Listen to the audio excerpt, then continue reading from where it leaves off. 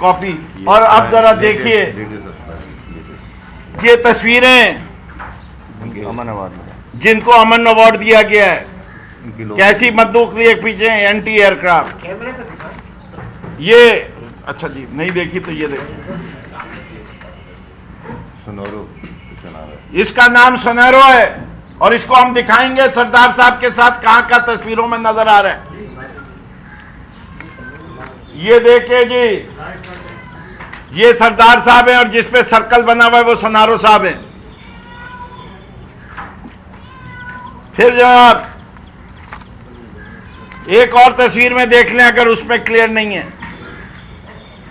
और यही वो सुनहरो साहब हैं दोबारा जिनकी तस्वीर है। लड्डो साहब और सुनहरो साहब दोनों के नाम FIR हैं। ये इनके right and left hand man हैं। हम डिमांड करते हैं कि ये अवार्ड वापस लिया जाए, आईजी साहब पूरी इंक्वायरी करें, और ये जो जाली केस इम्तियाज शेख ने कोर्ट के अंदर लेके जग गया हुआ है, हम सिंध हाई कोर्ट को कहते हैं इसकी एक जुडिशियल कमीशन बनाएं कि एक आईजी आता है तो वो पिछले आईजी की और एसपी की जो पोस्टेड है उसकी रिपोर्ट को रद्दी के बिन में कैसे डाल सकता है। This is not allowable, this will not be allowed. आपको कुछ और कहना है? यहां पब्लिक सर्विस का पुलिस पब्लिक सेफ्टी कमीशन के मेंबर मेरे साथ अली अजीज साहब बैठे हुए हैं और इन्हीं ने आपको बताएंगे कि पब्लिक सेफ्टी कमीशन की धज्जियां कैसे उड़ा रहे हैं। 3 माह से इजलास नहीं हुआ, बाकी आप बताइए।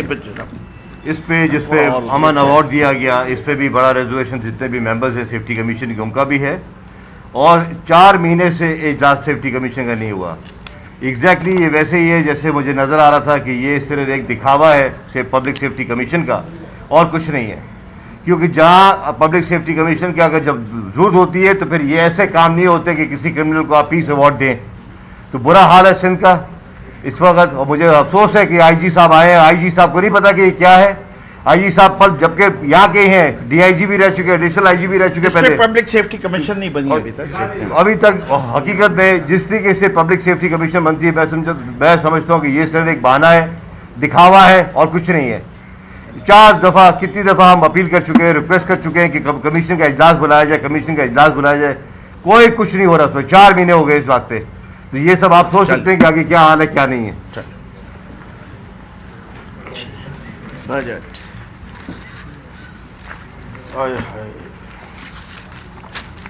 ये कुछ कल की प्रेस कॉन्फ्रेंस देखी जिसमें पहली दफा एक नए शख्स को BMW के साथ बैठे हुए कुछ देखा। तो चांद भाई कुछ फिल्मदी याद आ गया, तो मैं अगर इजाजत हो तो अता करूं। आना था सईद को, आना था सईद को, सईद के मतलब समझते ना, खुशी को। आना था सईद को, वो रंजीदा हो गया। वो आना था सईद को, वो रंजीदा हो गया। एक मुंह बंद है, इसके मुंह में कैश हो गया, यानी मुकेश हो गया। इसका मुंह है बंद के मुंह कैश हो गया। रह गया मदद को सिर्फ नासिर जो काबिल रहम हो गया।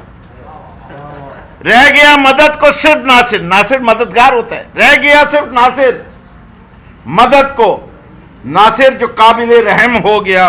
वो बेचारा है शौक में, वो फिर बर्बाद हो गया। और उसका शौक आपको पता है एक ही है, सीएम बन जाऊं।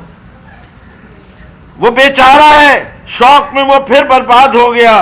समझ आता इसको आता नहीं है कुछ, पूछता है बार बार क्यों, समझ आता नहीं है इसे कुछ, पूछता है दीवानों की तरह ये बताओ मुझको कि माइक्रो है क्या, मिनी है क्या, बजट है क्या, इंसाफ है क्या। काबिलियत का इतराफ कर लिया तो तुमने, आज मैं तुम्हें बताऊंगा ये सब कुछ है क्या। ठीक है, आज मैं बताऊंगा तुमको ये सब कि ये सब कुछ है क्या।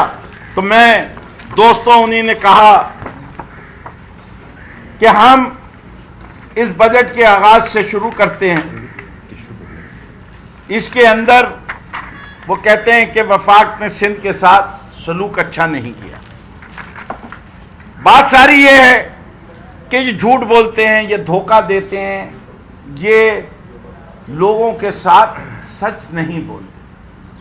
मैं हर प्रेस कॉन्फ्रेंस में जब फाइनेंस के बारे में बात करता हूं तो एनएफसी अवार्ड के ऊपर हुकूमत का एक काम है, सिर्फ टैक्स जमा करे।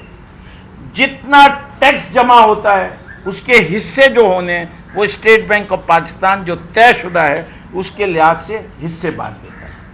ये जब बात करते हैं तो वो ये नहीं कहते कि वफाक की कारकर्दगी अच्छी नहीं रही जिसकी वजह से सिंध को उसका हिस्सा नहीं मिला, ये कहते हैं सिंध को उसका हिस्सा नहीं मिला। यानी ऐसा तासुर देते हैं कि बाकी सूबों को उतना मिला जितना उनसे वादा किया था, सिंध को नहीं दिया, इसे कि सिंध में पीपीपी की हुकूमत है। यह सरासर झूठ है। इस बात को मैं आप तमाम सहाफियों से कहता हूं, इसको हाईलाइट करें। इससे क्या होता है, वो सिंध में बाकी सूबों के और वफाक के खिलाफ नफरत पैदा करते हैं। वो सिंध कार्ड हर वक्त खेलते हैं जिसको मैं सिंध कार्ड कहता हूं, यानी गुनाह का कार्ड। ये गुनाह का कार्ड है कि कौम में तफरका पैदा करना।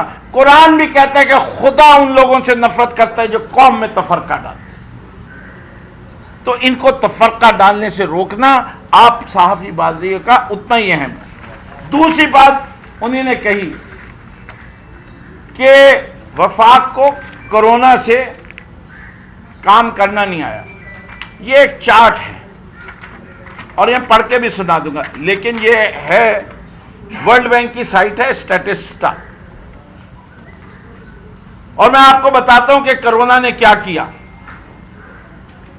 ग्रीस में 9.7% कमी हो गई जीडीपी में, इटली में 9.5 हो गई, स्पेन में 9.4 हो गई, यूनाइटेड किंगडम में 8.3 हो गई, फ्रांस में 8.2 हो गई, आयरलैंड में 7.9 हो गई, साइप्रस में 7.4 हो गई, बुल्गारिया में 7.2 हो गई, हंगरी में 7% हो गई, पुर्तगाल में 6.8% कम हो गई, स्लोवेकिया में 6.7% कम हो गई, जर्मनी में 6.5% कम हो गई, पोलैंड में जो सबसे ज्यादा कम आई है वो पोलैंड में 4.3 है। मैंने बहुत सारे ममालिक के नाम छोड़ दिए हैं, जिन हजरात को इसकी तस्वीर लेनी हो वो आके तस्वीर ले लें। अब वो मुझे बताएं कि जब हुकूमत पाकिस्तान जिसने -0.4 दिया है उसका परफॉर्मेंस को अच्छा कहेंगे या बुरा कहेंगे?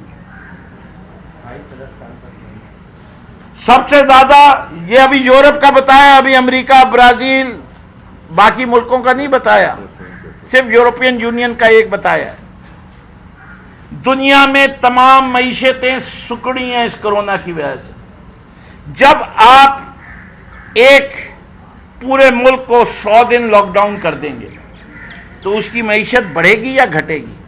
एक तरफ लॉकडाउन भी मांगते हो, दूसरी तरफ मईशत का बढ़ाव भी मांगते हो। मैं आपको पागल नहीं कहूं तो क्या कहूं? इसीलिए तो मैं कह दिया ना कि जहालत की बातें करना बंद करो। जो मैं फिर से पढ़ दूंगा आखिर में वो शेर, अब आपको समझ में आने लगेगा कि मैं क्या कह रहा हूं। अब मेरे पास मैंने अपने कुछ दोस्तों की मदद से बड़ी तेजी से मैं जाऊंगा, ये हमने इकोनॉमिक पेपर बनाया, ये भी आपको मिल जाएगा, आपको सबको पोस्ट कर दूंगा। मैं बड़ी तेजी से चलता हूं। सबसे पहली बात कि शुरू हमें वहीं से करना पड़ता है, क्योंकि वो समझना बहुत जरूरी है कि हमें मिला क्या था, 2018 में मिला क्या था। एक इकोनॉमी जो क्राइसिस में थी, फिस्कल और मैक्रो दोनों में। करंट अकाउंट डेफिसिट तारीख का सबसे ज्यादा था 19.9 बिलियन, यानी 20 बिलियन के करीब। ट्रेड डेफिसिट तारीख का सबसे बुलंद था 32 बिलियन। इंपोर्ट से 56 बिलियन और एक्सपोर्ट थी 24 बिलियन, तो 32 बिलियन क्या हुआ? ट्रेड डेफिसिट हुआ। एक्सपोर्ट जीरो ग्रोथ थी 5 साल से। 5 साल से एक्सपोर्ट बढ़ी नहीं थी, वही थी जो पीपल्स पार्टी छोड़ के गई थी, पूरे पीएमएलएन के दौर में वही रही। फॉरेन एक्सचेंज 9.7 बिलियन थे, और जैसे ही हम आए हमें 10 बिलियन का कर्जा अदा करना था, कर्जे की किस्त थी जो ड्यू थी। फिस्कल डेफिसिट 6.6% था। Gross public debt and liability 30 trillion थी। फॉरेन डेट 95 बिलियन था। सर्कुलर डेट 1200 बिलियन था। स्टेट एंटरप्राइजेज लॉस में थी। और ये कहते हैं ना कि देखिए इन सब की रूह फना हो जाती है। जब एक जुमला आ जाता है किसी के पास नैब की तरफ से, asset beyond means, asset beyond means पे इन सब की जान खता होती है, खून खुश्क होता है। इन्हीं ने पाकिस्तान को लिविंग बियॉन्ड मीन्स कर दिया था। जब आपकी मीन्स से ज्यादा आप खर्चा करेंगे तो आप मुल्क को तकलीफ में डालेंगे। और आपको पता था ह्यूमन डेवलपमेंट इंडेक्स में पाकिस्तान जो 145वें नंबर पे था 2011 में, वो 2018 में 152वें नंबर पे आ गया।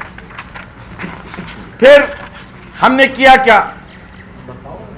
करंट अकाउंट डेफिसिट को 32% कम किया, 13.6 बिलियन रह गया 32 से। 7.7 बिलियन हम लेके आए bilateral arrangement, long term loan में मुल्कों से 3 बिलियन सऊदी अरेबिया से, 2 बिलियन यूएई से, 2.24 बिलियन चाइना से और 0.5 बिलियन कतर से। 4.3 बिलियन तेल जो है वो डेफर्ड पेमेंट पे लिया। आईएमएफ प्रोग्राम जो हमें पसंद नहीं है लेकिन मुल्क की खातिर हमें लेना पड़ा, उसके जरिए 6 बिलियन आए। 4 बिलियन फिर उसके बाद वर्ल्ड बैंक और दिए। किस किस ने दिए? वर्ल्ड बैंक ने 1.3 बिलियन दिया, एडीबी ने 1.6 बिलियन दिया और इस्लामिक डेवलपमेंट बैंक ने 1.1 बिलियन दिया। हमारे जब खान साहब कहते हैं कि हुकूमत अच्छी होती है तो लोग पैसा भेजते हैं, रेमिटेंसेज में 2 बिलियन का इजाफा हुआ, जो तारीख में सबसे ज्यादा था, 21.8 बिलियन हो गया। सिविल गवर्नमेंट ने अपना बजट जो था वो 68 बिलियन से 59 बिलियन पे लाए, 68 to 59, 8 बिलियन रुपए का खर्चा कम किया, सादगी लाके। मिलिट्री बजट को आप तीसरा साल है कि फ्रोजन किया हुआ है। हमने एक मुश्किल टारगेट दिया था एफबीआर को, जब दिया था तब भी कहा था कि ये मुश्किल है 5.5, लेकिन जब इंसान बड़े टारगेट सेट करता है तभी वो बड़े काम करता है। हमारा तो लीडर वो है जो शौकत खानम बनाता है, जो नमल बनाता है, जो 2 पार्टी का निजाम तोड़ता है। वो हमेशा मुश्किल काम अपने जिम्मे लेता है और वो करता है। और नॉन टैक्स रेवेन्यू में 1.4 ट्रिलियन कमाया। अच्छा, अब वो कहते हैं कि जी कोविड को तो बहाना बना रहे हैं, कोविड को बहाना बना रही है पीटीआई की हुकूमत। नहीं, ऐसी नहीं है बात। हम जुलाई से फरवरी तक की फिगर्स आपको देता हूं। 26 फरवरी को जो है कोविड का खेल शुरू हुआ, कोविड के ऊपर बमबारी शुरू हुई, इतराज शुरू हुए। उस वक्त तक क्या था? एफबीआर का टैक्स 3 ट्रिलियन पहुंच चुका था, जो 17.7% ज्यादा था मंथ टू डेट के हिसाब से। नॉन टैक्स रेवेन्यू 1.3 बिलियन थी, जो कि 134% ज्यादा थी पिछले साल के मुकाबले में, year on year. Primary balance, ये टर्मिनोलॉजी आपको मैं इस वक्त नहीं समझा सकूंगा, सब लोग जाके विकिपीडिया पे देख लें कि प्राइमरी बैलेंस बजट की एक खास टर्मिनोलॉजी है जो कि बहुत अहम होती है। उसके अंदर पहली दफा 177 बिलियन का इजाफा, 177 बिलियन आया, जो कि पहली दफा था 20 साल में। 20 साल में पहली दफा वो प्लस में आया और ये था 0.4% ऑफ जीडीपी। ये फरवरी से पहले था। बजट डेफिसिट जो था 3.8% पे आ गया। कितने पे लिया था? 6.6% पे। याद है 2018 पे मैंने कहा 6.6% पे लिया था। फरवरी में ये बजट डेफिसिट 3.8% था। क्लोज किस पे हुआ है ये साल? 7.7 पे हुआ। Zero boring from state bank को मेंटेन किया। टैक्स रिफंड 244 बिलियन के दिए, जो ईयर ऑन ईयर 117% ज्यादा हैं, 117% ज्यादा हैं। फॉरेन डायरेक्ट इन्वेस्टमेंट जो था वो 2.1 बिलियन था इस साल फरवरी तक, जबकि उससे पहले 0.9 बिलियन था। यानी कितना इजाफा हुआ? 137% का इजाफा। फिर एक्सपोर्ट जो थी वो 1.1% बढ़ी। अब ये 1.1% का मैं जिक्र क्यों कर रहा हूं?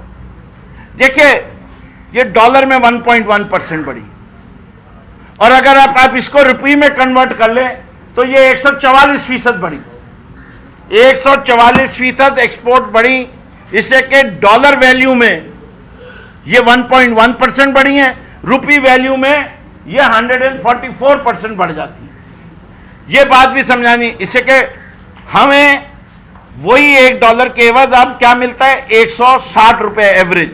156 भी था, आज 164 है। मैं 160 का रेट लगा रहा हूं, आप खुद लगा लीजिए। अगर 25 बिलियन की एक्सपोर्ट थी तो 25 बिलियन अगर उस वक्त 100 रुपए थी तो 100 से मल्टीप्लाई कर लीजिए, आज 160 से कर लीजिए, आपको ये फर्क नजर आ जाएगा कि कितना इजाफा हुआ। इंपोर्ट जो थी वो 16.2% कम हुई, रिपेटेशन 6% बढ़ी, और ये करंट अकाउंट का तो मैं कह दिया। स्टेट बैंक का रिजर्व जो है वो जो 7.2 बिलियन था जून में 7.2 बिलियन स्टेट बैंक का रिजर्व, टोटल डॉलर डिपॉजिट की बात नहीं कर रहा, स्टेट बैंक का रिजर्व, वो 12.3 बिलियन था फरवरी के महीने। तो ये तो हमने वो इंप्रूवमेंट्स की। फिर मूडी इन्वेस्टर सर्विसेज ने पाकिस्तान की आउटलुक को फ्रॉम नेगेटिव टू स्टेबल किया दिसंबर 2019 से। कुछ किया होगा तभी किया ना, या वहां भी हमारे असर और रसूख हैं। फिर ईज ऑफ डूइंग इंडेक्स में पाकिस्तान 28 पॉइंट्स ऊपर गया और उसका दुनिया में दर्जा जो है वो 108 हो गया 190 में। और वर्ल्ड बैंक ने पाकिस्तान को इंप्रूवर्स में टॉप 10 इंप्रूवर्स में डाला। ये सब आप लोग रिपोर्ट कर चुके हैं, मैं तो सिर्फ याद दहानी के लिए बता रहा हूं। ब्लूमबर्ग ने पाकिस्तान स्टॉक एक्सचेंज जिसको जिक्र होते थे तबाह कर दिया, बर्बाद कर दिया, इतने पे ले आए, 44,000 पे छोड़ा था, 20,000 पे ले आए, 18,000 पे ले आए। वो इंडेक्स भी जो है ब्लूमबर्ग को टॉप परफॉर्मिंग मार्केट में गया और ये भी 43,000 से ऊपर गया कोविड से पहले। जनवरी फरवरी में फॉरेन इन्वेस्टमेंट यूएसए जो कि हॉट मनी कहलाती है, और मैं हॉट मनी के हक में नहीं हूं जाती तौर पे, लेकिन गवर्नमेंट की इस पॉलिसी के तहत $3.4 बिलियन आए थे। और अब कोविड-19 के क्राइसिस ने असर क्या क्या किया वो भी बयान कर देता हूं। इससे के असरात का एक हिस्सा वो है, अब मैं इनको शर्माने के, वो नासिर शाह जिसको समझ में नहीं आता, जिसको माइक्रो भी नहीं समझ में आता, मैक्रो भी नहीं समझ में आता, इंसाफ भी नहीं समझ में आता, उसको समझाने के लिए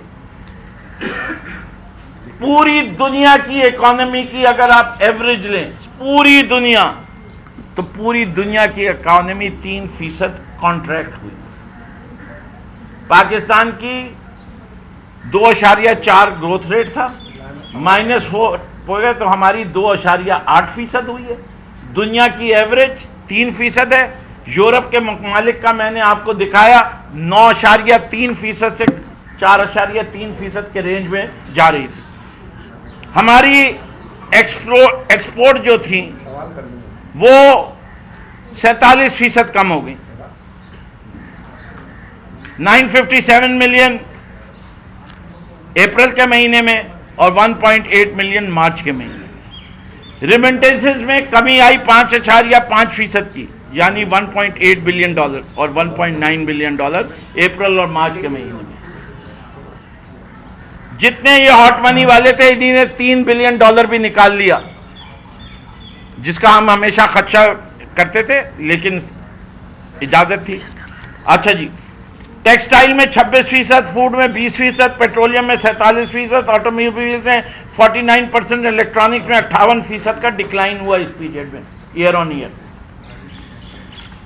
services sector, transport, restaurant, hotel, tourism और रिटेल सब बंद कर दिया गया, उसकी वजह से वो बैडली इंपैक्ट हुआ। एफबीआर की रेवेन्यू 31% कम हुई, टोटल टैक्स रेवेन्यू में 900 बिलियन का ड्रॉप आया year on year.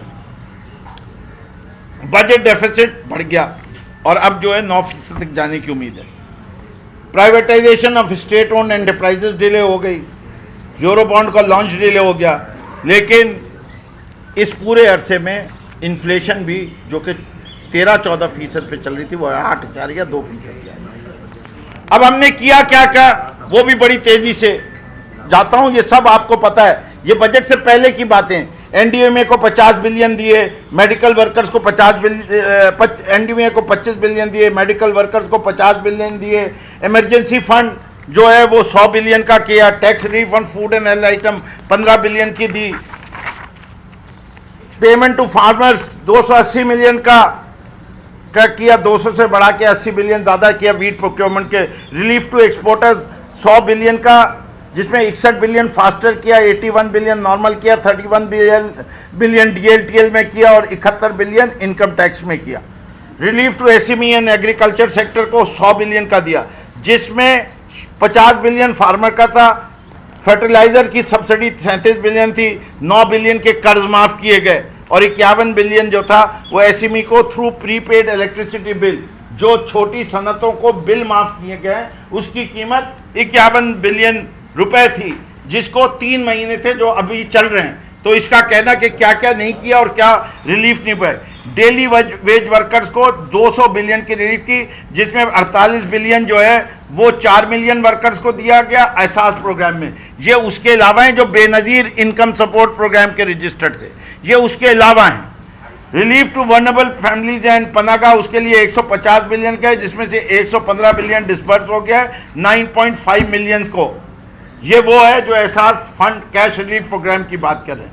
Relief on petrol and diesel, petrol की कीमत 30 रुपए से कम की, डीजल की कीमत 42 रुपए से कम की, केरोसिन की कीमत 52 रुपए से की।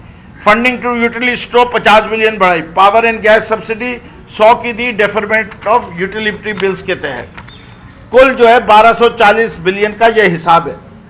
स्टेट बैंक ने क्या क्या मेजर्स लिए, पॉलिसी, इसका हम क्रेडिट नहीं ले सकते, स्टेट बैंक इंडिपेंडेंट इदारा है, लेकिन क्योंकि हुकूमत के सारे इदारे मजबूत होते हैं और जब मजबूत कोशिश होती है तभी इकोनॉमी रिवाइव होती है। पॉलिसी रेट जो है वो 525 बेसिक पॉइंट चेंज किया गया, तो 13.25 से कम करके 8% पे लाया गया। Repayment of bank loan and principal amount 1 साल के लिए डिफर की गई। इंटरेस्ट और प्रिंसिपल 1 साल के लिए डिफर किया गया। 491 billion for principal repayment, 7,75,305 borrowers को 1 साल के लिए उनके कर्जों को डिफर किया। 1,319 बिजनेस को रोजगार स्कीम के तहत 96 बिलियन दिए गए, जिसके तहत 10 लाख लोगों को तनख्वाहें दी गई। 1 ट्रिलियन से ज्यादा बैंक्स के जरिए कैपिटल और लिक्विडिटी मार्केट में डाला गया, जिसके अंदर 800 बिलियन जो reduction in capital conservation buffer, जो पहले 2.5% होता था उसको 1.5% कर दिया गया। Statutory liquidity requirements on foreign exchange जो कि 10% होती थी उनको 5% कर दिया गया। Charges on interbank and RTGS fund transfer waive कर दी गई और facilitate exporter and importer subsidise loan की स्कीम की शराइत को जो है वो नरम कर दिया गया। फिर कंस्ट्रक्शन पैकेज आया, जिसकी मैं बात नहीं करूंगा, फिक्स टैक्स रिजीम और वो सारी चीजें आपको पता है। फिर 6 बिलियन की एडिशनल सोर्सेज को मोबिलाइज किया, 2.2 बिलियन कोविड का 19 का इमरजेंसी रिस्पॉन्स है। G20 से हमने डेट रिलीफ ली 1.8 बिलियन की और इंटरनेशनल मॉनेटरी फंड ने 1.4 बिलियन दिया, वर्ल्ड बैंक ने 1.8 बिलियन दिया। 38 मिलियन जो था वो डिस्बर्स कर दिया गया इमरजेंसी मेडिकल सप्लाईज में। 200 मिलियन के लोन जो प्रोवाइड किए गए फॉर रिलीफ मेजर्स। ये डॉलर की बात कर रहा हूं, ये रुपये में नहीं बात कर रहा। तो इस तरह एडीबी ने हमें 2.3 बिलियन दिया, जिसमें 1.4 बिलियन निया है और 0.9 बिलियन फास्ट ट्रैक किया गया। तो अब मैं पहले बता चुका हूं कि हमने कहां जाना चाहते हैं, किस तरह देखना चाहते हैं। सिर्फ ये 1 साल का बजट नहीं है, एक मिड टर्म पॉलिसी पेपर भी है इसके साथ, और वो मिड टर्म पॉलिसी पेपर जो है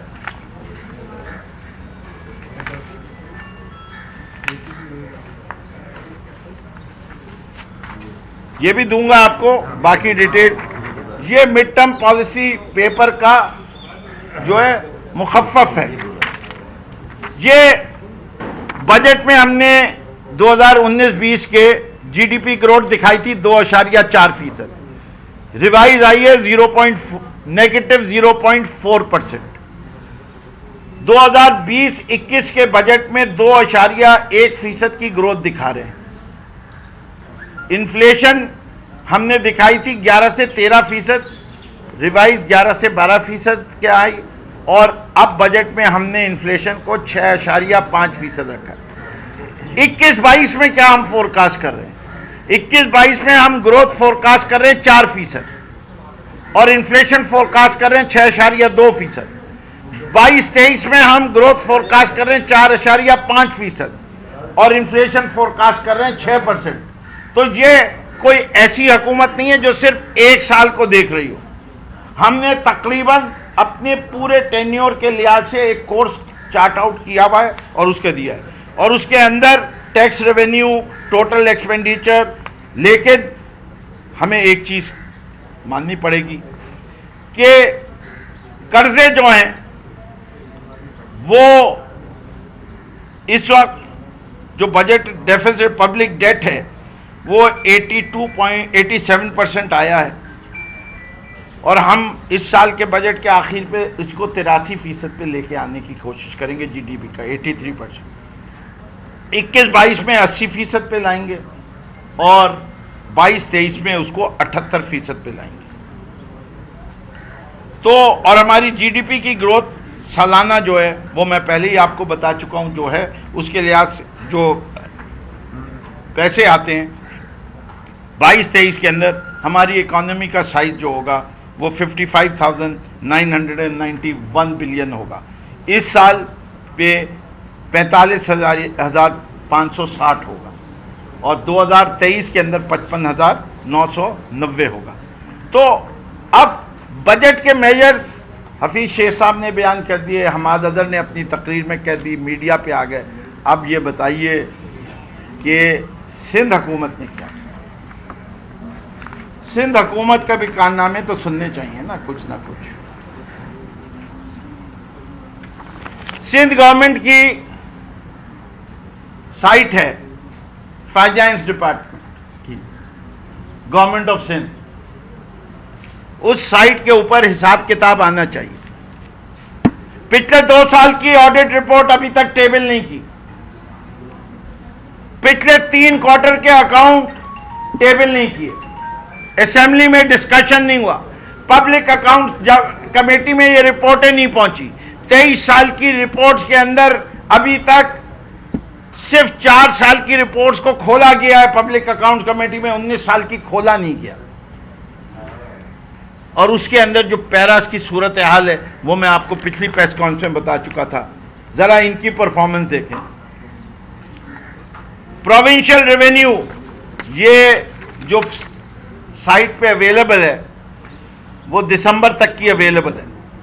असूलन मार्च तक की अवेलेबल होनी चाहिए थी और बजट से पहले एक प्रोजेक्टेड जुलाई तक की आती है, जिसकी बुनियाद पे लेजिस्लेटर जो हैं वो अपना शैडो बजट भी तैयार कर सकें और सिंध गवर्नमेंट अपना बजट तैयार करती है। इनकी परफॉर्मेंस का हाल सुनिए कि ये कहते हैं कि फेडरल ट्रांसफर तो 40% हुए, जो वो प्रोजेक्ट हुआ था 40% हुए। भाई आपने टैक्स कितना जमा कर लिया? तो इनमें प्रोविंशियल रेवेन्यू उन्हीं ने तो खुद 29% ही किया। यानी फेडरल गवर्नमेंट से भी 33% खराब परफॉर्मेंस है, 33% less than the federal government. हम फेडरल गवर्नमेंट की परफॉर्मेंस की वजूहात बयान कर चुके कि क्या क्या मुश्किलात हुई, किन किन वजह से हुए। आपने अभी तक अपनी वजह भी नहीं बताई, और ये उस वक्त है प्री कोविड। ये 29% कब की है? दिसंबर तक की है, प्री कोविड। उस वक्त हमारी ग्रोथ 17.7% थी। आप जो दिखा रहे हैं वो आप देखिए क्या कर रहे हैं, इसका जवाब दें। इसके अंदर जो सूरत हाल है, सेल्स टैक्स इन्हें 145 बिलियन जमा करना था। जमा कितना किया? 47 बिलियन। 145 पूरे साल में करना था, आधे साल में 47 बिलियन किया। टारगेट का कितना अचीव किया? 32%। होना कितना चाहिए था? 50%। यानी अपना टारगेट मिस किया कितनी फीसद से? 44% कम कलेक्ट किया जो टारगेट था। अदर टैक्स रिसीट, जिसमें मोटर व्हीकल टैक्स और ये सारे टैक्स शामिल होते हैं, प्रोविंशियल टैक्सेस हैं, प्रॉपर्टी टैक्स हैं, उसका टारगेट था 121.2 बिलियन। जमा किया 44.1 बिलियन। तो ये तो इनका सूरत हाल है। ये फाइनेंशियल स्टेटमेंट भी आप देख लीजिए, और इसके अगर आप और डिटेल चाहें तो मैं ब्रेक कर दूंगा कि किधर किधर कितना हुआ था, कि प्रॉपर्टी टैक्स में 9080 था 2002। तो ये आप खुद सब ले सकते हैं रेवेन्यू से। मोटर व्हीकल टैक्स जो है 8971 था, 3328 जमा किया। स्टैम्प ड्यूटी 14950 थी, 4883 जमा किया। सेल्स टैक्स 1,35,000 था, 47,000 जमा किया। तो ये इनकी परफॉर्मेंस है। तो ये क्या बोलते हैं, सिंध इसीलिए तबाह है। तो मैं समझता हूं कि दिले नादा, तुझे क्या हुआ, बता तेरी मर्ज की दवा क्या है। चीफ मिनिस्ट्री नहीं मिलती नासिर भाई तुझे, जब तक अकल की बातें ना करने शुरू करो। उर्दू का मुहावरा है, अकल के नाखून लो। तुम्हारे तो सर पे बाल भी हैं, खुजा भी सकते हो, लेकिन नाखून तो ले लो अकल के। अली भाई आप कुछ कहना पड़ेगा, आप इधर आए।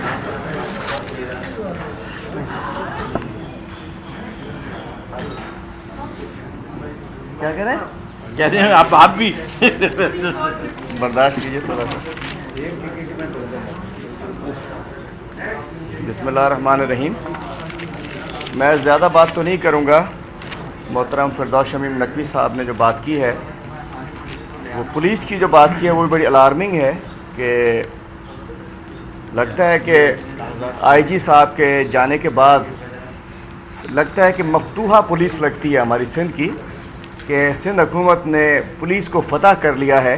नीचे भी इसमें डिटेल्स बहुत हैं, हर ज़िले के हिसाब से डिटेल्स मौजूद हैं, लेकिन यह कि उसको बाद में किया जाएगा। और उमरकोट से शुरू करें और कश्मीर तक जाएं तो मामलात ही मामलात हैं। दूसरा मैं कहना चाहूँगा कि कल 2 प्रेस कॉन्फ्रेंसेस हुई हैं।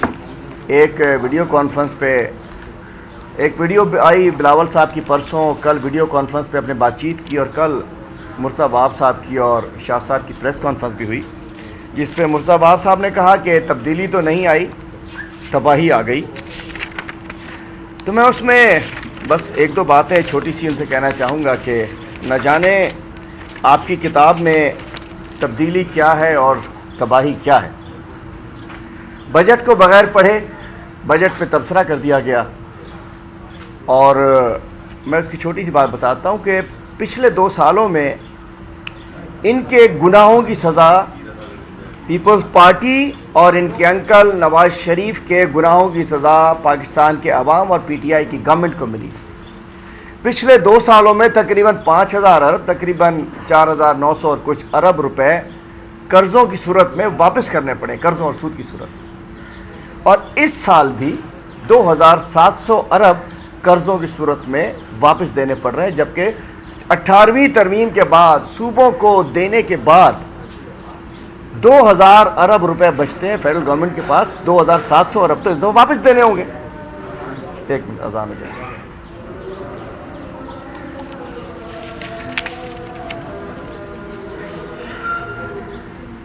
नहीं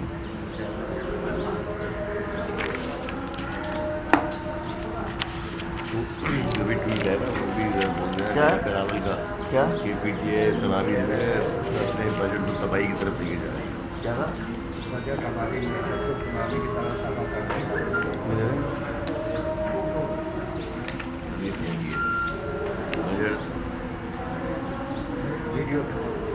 वीडियो नहीं, एमएनए एमपी अपने हिसाब से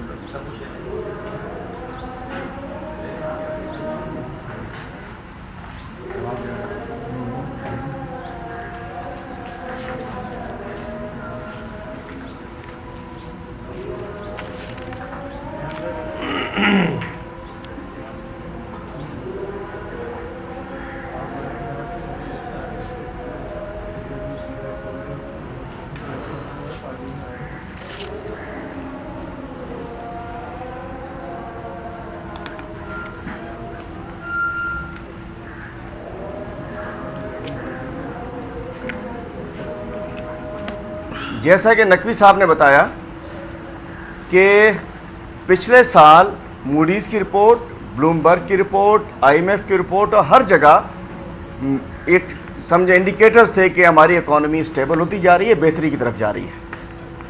उस सूरत हाल में क्या हुआ था कि हमारा जो करंट अकाउंट डेफिसिट था वो 20 अरब डॉलर से नीचे करके 4 अरब डॉलर तक आ चुका था, और जो हमारी फॉरेन डायरेक्ट इन्वेस्टमेंट थी 137% बढ़ चुकी थी। फिर कोरोना आ गया। कोरोना की वजह से आप सबको दुनिया जान, तफसील नकवी साहब ने बता दी, मोटी बात करूंगा कि तकरीबन 3000 अरब का इकोनॉमी का हमारी लॉस हुआ, तकरीबन 3000 ट्रिलियन का हमारी इकोनॉमी का लॉस हुआ। और उसके बावजूद 33 ट्रिलियन का, और उसके बावजूद किया क्या है? बिलावल साहब फरमाते हैं कि सुनामी की तरह बहा के ले जा रहे हैं।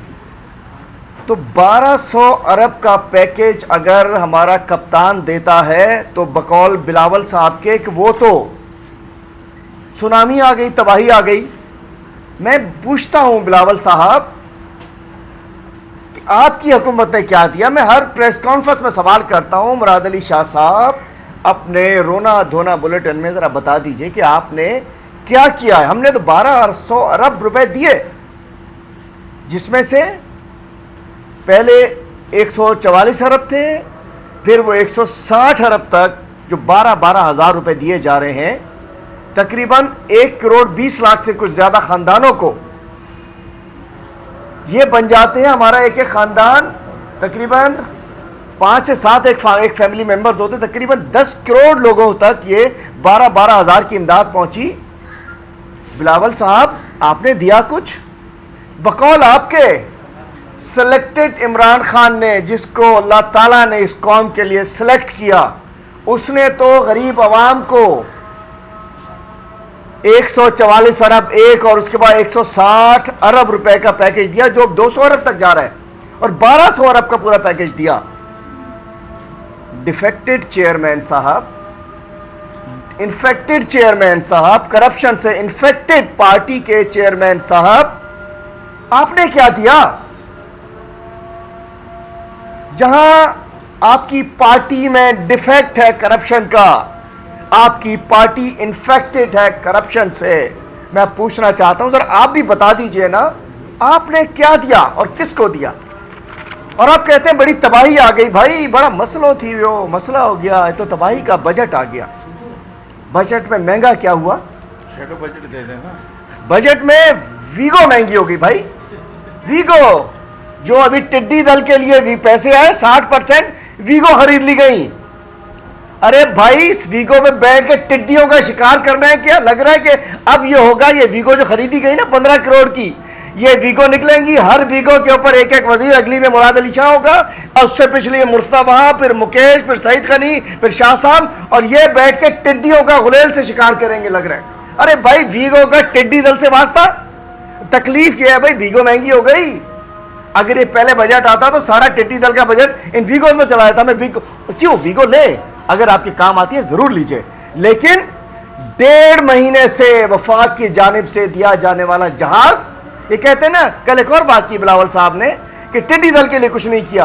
1.5 महीने से टिड्डी दल के लिए आने वाला जहाज सक्खर एयरपोर्ट पर खड़ा है, पायलट कराची के होटल में ठहरे हुए हैं, लेकिन उसको पेट्रोल नहीं दिया। इस्माइल राहू साहब जो खुद भी इन्फेक्टेड भी हो गए हैं, डिफेक्टेड भी हो गए हैं, इनके साथ मिलकर महाचोर हो गए हैं। अच्छा आदमी था फाजिल राहू का बेटा, बदनाम कर दिया अपने आप को। सब्जी मंडी से लेकर टिड्डी दल तक जितनी करप्शन की है, आज फाजिल राहू साहब की रूह तड़क रही होगी कि इस्माइल राहू तुमने भी यह किया। वीगोस खरीद ली, जहाज खड़ा हुआ है, लोग बेचारे टिड्डी दल में तबाह हो रहे हैं। तो ये तो हो गया टिड्डी दल के लिए। बाकी जी, वीगो महंगी हो गई, सिगार महंगी हो गया, ई सिगरेट महंगी हो गई, इंपोर्टेड ड्रिंक्स महंगे हो गए, इंपोर्टेड चॉकलेट महंगी हो गई, बाहर से आने वाली मुख्तलिफ पुरतायुश अशिया महंगी हो गई, बड़ी तकलीफ हो गई। सस्ता क्या हुआ? वीगो महंगी हो गई, मोटरसाइकिल सस्ती हो गई, मोटरसाइकिल वालों से बात तबाही हो गई। भाई वीगो महंगी, मोटरसाइकिल, वीगो चलाता है वडेरे का बेटा, मोटरसाइकिल चलाता है गरीब का बच्चा। वीगो महंगी हो गई, चिंची रक्षा और रक्षा सस्ता हो गया। रक्षे में तो इनका मैं कह रहा हूं परदादा से लेके पोतों तक नहीं बैठे होंगे, इनका क्या वास्ता रक्षों से? बड़ी बड़ी जीपों में बैठने वाले लोगों ने क्या पता कि सस्ते रक्षे में ज्यादा रक्षे बैठ जाएंगे। एक चिंची रिश्ते में हमारी बहन बेटियां खवातीन दूसरे मर्दों के साथ जब बैठ के जाती हैं तो उनसे पूछो उनके दिल पे क्या बीतती होगी। मोटरसाइकिल पे वो तो है, ट्रांसपोर्ट का अलग एक वो सब्जेक्ट है। महंगा हो गया, जो मैंने बताया आपको, वीगो महंगी, सिगरेट इंपोर्टेड महंगी, सिगार महंगा, नकवी साहब नाराज हो रहे होंगे, ई सिगरेट महंगी, ये सारा कुछ महंगा।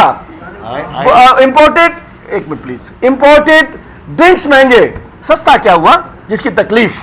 मोटरसाइकिल सस्ता, रक्षा सस्ता, दूध सस्ता, दही सस्ता, मक्खन सस्ता, देसी घी सस्ता, दलिया सस्ता, दालें सस्ती, चावल सस्ता, फल सस्ते, खुश मेवा सस्ता, मछली सस्ती, अंडे सस्ते, मिठाई सस्ती, सब्जी सस्ती, मसाला जार सस्ते, चीनी सस्ती, सोयाबीन सस्ता, घरों के बिजली के आलात सस्ते, ट्रैक्टर सस्ता, थ्रेशर सस्ता, फिजाई सफर सस्ता, कंप्यूटर सस्ता, कंप्यूटर के पेपर सस्ते, लोकल मोबाइल फोन सस्ते, मोटरसाइकिल सस्ती, रक्षा सस्ता, बच्चों की जो बच्चा की जो दवाइयां हैं, खाने की जो डाइट है वो सस्ती।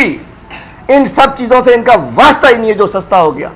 मैं समझता हूं इस सूरत हाल में इतने प्रेशर के बावजूद अगर हमने कोई नया टैक्स नहीं लगाया, इसके ऊपर सलाम दोनों हाथों से मेरे कप्तान और उसकी टीम को। और बात करते हो कि सरकारी मुलाजमीन की तनख्वाह नहीं बढ़ी, वो भी रोना धोना लगाया हुआ उन्होंने। अरे भाई उनसे पूछो जिनकी नौकरियां चली गई कोरोना की वजह से, जो बेरोजगार हो गए कोरोना की वजह से। अगर सरकारी मुलाजमीन भाई तनख्वाह तो मिल रही है छुट्टी के बावजूद, पेंशन तो मिल रही है छुट्टी के बावजूद, वो बुजुर्ग जो रेड़ा लगाते थे, ठेला लगाते थे, कोई बेचारा जवान कंडक्टरी करता था, कोई छाबड़ी लगाता था, कोई मजदूरी करता था, कोई तगारी उठाता था, कोई बेलचा उठाता था, उसको 12-12 हजार दिए मेरे कप्तान ने। उनकी बात भूल गए हो, उनकी बात भूल गए हो। और उसके अलावा कोई नया टैक्स नहीं लगाया। इतने प्रेशर के बावजूद एहसास प्रोग्राम जारी रहेगा, इतने प्रेशर के बावजूद। और उसके बाद तबाही आ गई फरमाते हैं। मैं एक सवाल करता हूं इस डिफेक्टेड और इन्फेक्टेड पार्टी के चेयरमैन से, ये थर के 4 मजदूर गुज़िश्ता रोज ये कुएं में से पानी की तलाश में, प्यासे थर में पानी की तलाश में एक मजदूर की लाश निकाली जा रही है। पानी की तलाश में। ये कोई खजाना ढूंढने नहीं गया था, ये सोने की कान ढूंढने नहीं गया था, ये कोई हीरे की कान ढूंढने नहीं गया था, पानी ढूंढने गया था। उस थर से जहां तुमने अरबों रुपए ओसिस कंपनी को देकर वो अपने पास आरओ प्लांट बंद करा के अपने अकाउंटों में ट्रांसफर कर लिया। और कल ये 4 मजदूर इस्लाम कोर्ट से 40 किलोमीटर दूर, ये 4 लाशें आपके मुंह पर तमाचा है। अगर शर्म हो तो इसी कुएं में जाकर अपनी टीम को मार दो जिन्होंने थर्क में आरओ प्लांट का नाम लिया और आरओ प्लांट नहीं दिए। अखबार का मेरे इधर तो नहीं पड़े, इधर तो नहीं पड़े, चलो ठीक, सॉरी। और दूसरी बात, एक हमारी फुप्पो साहिबा भी है। पिछले दिनों जब इमरान इस्माइल साहब ने बात की थी कि लाहौर की लैब में टेस्ट करा लो, फिर भी सिंध खतरे में पड़ गया था। भाई सिंध की आजादी, सिंध का मसला पड़ गया था।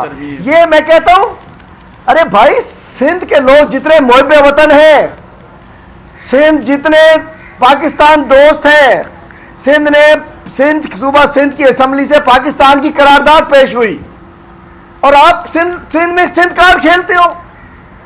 मैं कहना चाहता हूं, जब इमरान इस्माइल साहब ने कहा तो आपको कहा वो मसला हो गया, हम टेस्ट कर रहे हैं। जहाज हादसा हुआ, सब मुतासरीन को 10-10 लाख रुपए फौरी तौर पे घर जाकर दिए गए, जख्मियों को भी दे दिए गए।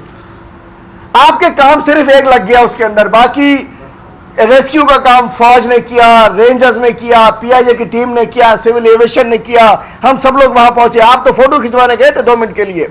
जहाज का हादसा, सब लोग थे, हादसा तो जाते हैं, जहाज का हादसा उस तरह का हादसा नहीं था जो बिल्डिंग कंट्रोल में होता है, कि जाली बिल्डिंगें, नाजायज बिल्डिंगें, जाली नक्शे, एक्स्ट्रा फ्लोर्स आपने बनवा के दिए जारी में हर जगह, और 30-40 लोग मर चुके, किसी को ना कंपनसेशन दी ना कार्रवाई की। जहाज की इन्वेस्टिगेशन आएगी 22 तारीख को।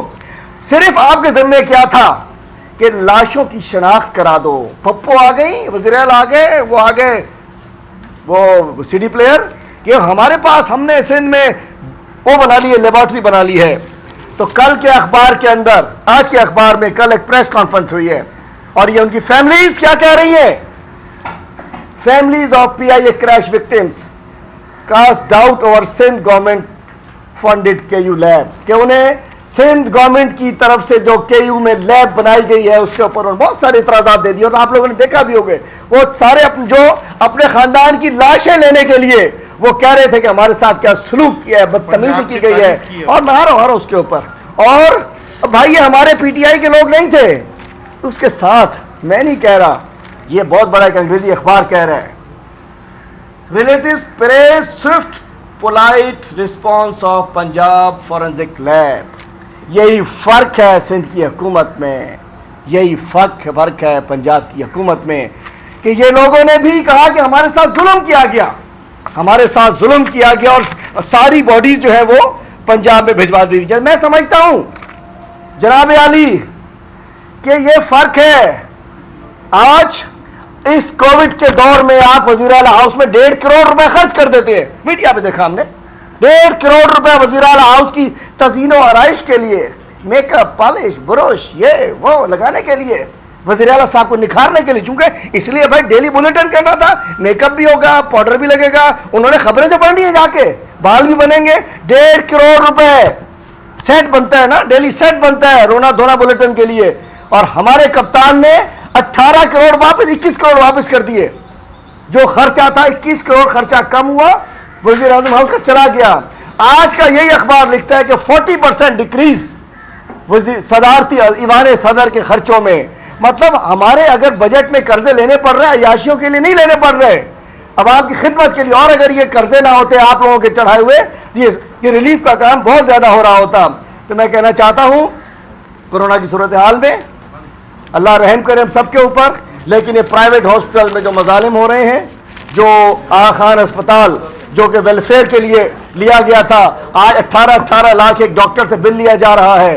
और दूसरी जानिब मैं कहता हूं खुदा के लिए प्लाज्मा ना बेचो, प्लाज्मा का कारोबार जो करने वाले उन्हें पोल पे खड़ा करके लटका दो। जिंदगी बेचने के लिए डोनर्स अल्लाह वास्ते में दे रहे हैं, डोनर्स मदद में दे रहे हैं, और बीच में एजेंट्स जो है वो प्लाज्मा की खरीदारी कर रहे हैं। सिंध में मैं फिर सवाल छोड़े जा रहा हूं, वज़ीर आला साहब बताएं कितने वेंटिलेटर्स हैं, कितने मरीज हैं, कितने मरीज वेंटिलेटर्स में हैं। बड़े बड़े अस्पतालों को आगा खान को पैसे दिए गए, बड़े बड़े प्राइवेट अस्पतालों को पैसे दिए गए, लेकिन उसमें दाखिल कौन होता है, जिसको हेल्थ डिपार्टमेंट से फोन जाता है।